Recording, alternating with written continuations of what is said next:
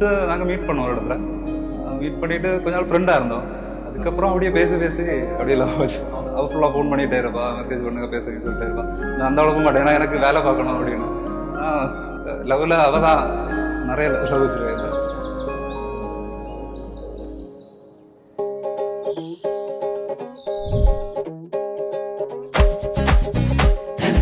Love எனக்கு ஒரு relative தான் ப்ரோ.